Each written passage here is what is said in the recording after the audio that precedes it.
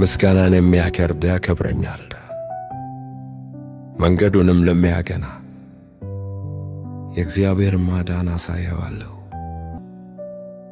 ይህችን ጥልቅ ጥቅስ ለማሰላሰል ቆም እንበል። እውነተኛ አምልኮ ከባዶ ሃይማኖታዊ ሥርዓቶች ሳይሆን በምስጋና ከሚትረፈረፍ ልብ፣ ከእግዚአብሔር ፈቃድ ጋር ከተጣመረ ሕይወት እና በየዕለቱ መገኘቱን ከሚሻ መንፈስ የመነጨ መሆኑን በቀስታ የምታስታውስ ናት። መዝሙረኛው ምስጋና ራሱ የመሥዋዕት ዓይነት እንደሆነ ይገልጣል። በጥንት ዘመን መባዎች ብዙውን ጊዜ በእንስሳት፣ በእህል ወይም በዕጣን ይቀርቡ ነበር። እዚህ ግን እግዚአብሔር ስለ አንድ ጥልቅ ነገር ይናገራል። ምስጋና የተሞላበትን ልብ ማቅረብ። ምስጋና የምንናገረው ቃል ብቻ አይደለም፣ የምንኖርበትን መንገድ፣ ፈተናዎችን የምናይበትን ሁኔታ እና ለበረከቶቹ የምንሰጠውን ምላሽ የሚለውጥ አመለካከት ነው። ይህን አስቡበት። እያንዳንዱ የምስጋና ክስበት የአምልኮ ተግባር ነው።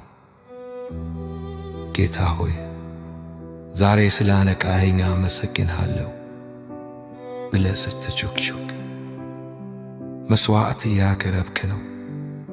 በጸጥታ ተቀምጠህ ስለ ቤተሰብህ፣ ስለ ጤንነትህ ወይም ስለሚቀርህ ፈተናዎች እንኳ ስታመሰግነው ስሙን እያከበርክ ነው። ምስጋና ትኩረትን ከሌለንበት ነገር ወደ እግዚአብሔር ማንነት ይለውጠዋል። ጥቅሱ በመከተል እንዲህ የሚል ተስፋ ይሰጣል። መንገዱንም ለሚያቀና የእግዚአብሔርን ማዳን አሳየዋለሁ። እዚህ ላይ ንስሐ ማለት ፍጹምነት ሳይሆን ክህነት ነው። እግዚአብሔር ታማኝነትን እንጂ ጭምብልን አይፈልግም። በእርሱ ሙሉ በሙሉ ለመታመን ለመናዘዝና ለመደገፍ ፈቃደኛ በሆኑ እውነተኛ ልቦች ወደ እርሱ እንድንቀርብ ይፈልጋል። በክህነት በፊቱ ስንመላለስ እርሱ ማዳኑ፣ መዳኑ፣ ሰላሙን፣ ዘላለማዊ ተስፋውን በመግለጥ ምላሽ ይሰጣል። ይህ በየዕለቱ በምስጋና እንድንኖር የቀረበ ጥሪ ነው። ሁኔታዎች ጨለማ ቢሆኑም እንኳ ምስጋና ብርሃን ነው። አየሮቻችንን ከሸለቆ ወደ ኮረብታዎች፣ ከትክል ወደ አዳኝ ከፍ ያደርጋል። ምስጋና ከሰማይ ጋር ያገናኘናል። ጸሎታችንን ወደ ምስጋና፣ ሸክማችንንም ወደ ምስክርነት ይለውጣል። ወዳጆች ሆይ በምስጋና ለመጀመርና ለመጨረስ ከመረጣችሁ ቀናችሁ ምን ይመስል ነበር? አእምሮአችሁ የሚጠብቀውን ሰላም፣ ወደ ልባችሁ የሚገባውን ብርታት እና የእግዚአብሔርን መገኘት ዙሪያችሁ ወስቅባችሁ አስቡ። ምስጋና የጨመረብ ስነ ምግባር ብቻ አይደለም፣ መንፈሳዊ ውጊያ ነው።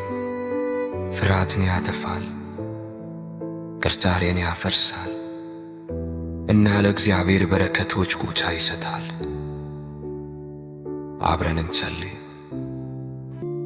ሰማያዊ አባት ሆይ ምስጋና ከባዶ ሥርዓቶች ይልቅ አንተን እንደሚያከብር ስላስታወስከኝ አመሰግናለሁ።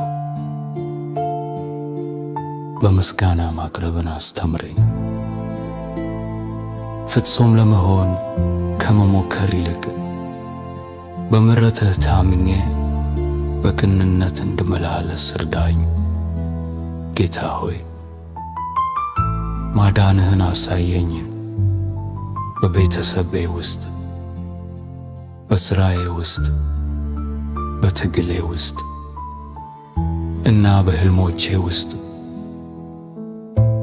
ዛሬ ሁሉንም ጭንቀቶቼን ወደ አምልኮ፣ ሁሉንም ትንፋሾቼን ወደ ምስጋና ለመለወጥ እመርጣለሁ። አሜን። ይህን ጸሎት ወደ ቀን ስትወስድ አስታውስ፣ ምስጋና አይባክንም፣ በሰማይ ይታያል። ባመሰገንክ ቁጥር ወደ ልቡ ትቀርባለህ፣ እርሱም ቃል ገብቶአል።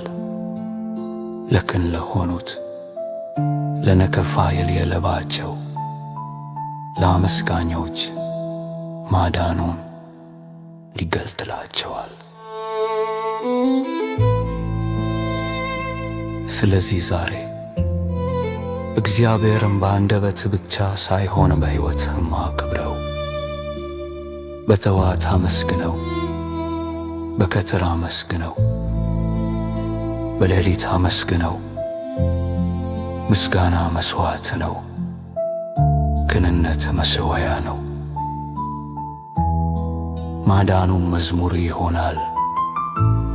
የእውነት ከእርስዎ ጋር ይሁን። እግዚአብሔር ከሚከብዱ መሥዋዕቶች በኋላ ሳይሆን ምስጋና ከተሞላበት ልብ በኋላ ነው። ምስጋናህን መስጠትህን ቀጥል እና እርሱ ሲመራ ሲጠብቅ